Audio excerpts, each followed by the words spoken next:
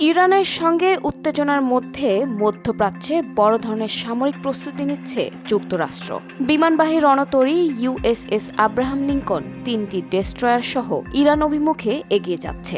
একই সঙ্গে ওই অঞ্চলে মার্কিন সেনা ও যুক্ত বিমানের উপস্থিতিও বাড়ানো হয়েছে। তবে ইরানও পাল্টা প্রস্তুতি নিচ্ছে। দেশটির এক শীর্ষ সামরিক কর্মকর্তা হুঁশিয়ারি দিয়ে বলেছেন, তাদের আঙ্গুল এখন ট্রিগারে।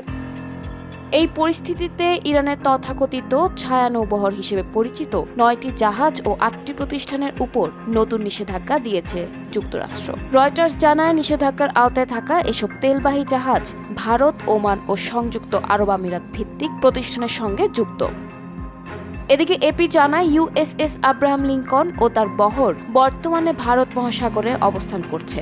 ইরানের কাছে পৌঁছালে তারা বাহরাইনে থাকা 3টি উপকূলীয় যুদ্ধজাহাজ ও পারস্য উপসাগরে অবস্থানরত আরও 2টি মার্কিন ডেস্ট্রয়ারের সঙ্গে যোগ দেবে। এতে প্রায় 5700 অতিরিক্ত মার্কিন সেনা ওই অঞ্চলে যুক্ত হবে।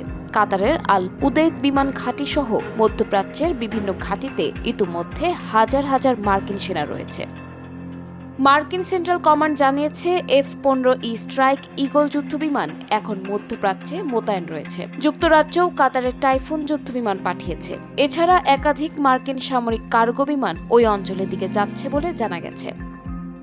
অন্যদিকে ইরানের বিপ্লবী গার্ডের কমান্ডার জেনারেল মোহাম্মদ পাকপুর যুক্তরাষ্ট্র ও ইসরায়েলকে সতর্ক করে বলেছেন, ইরান আগের যে কোনো সময়ের চেয়ে বেশি প্রস্তুত এবং যে কোনো আদেশ বাস্তবায়নে বাহিনীর আঙ্গুল ট্রিগারে রয়েছে।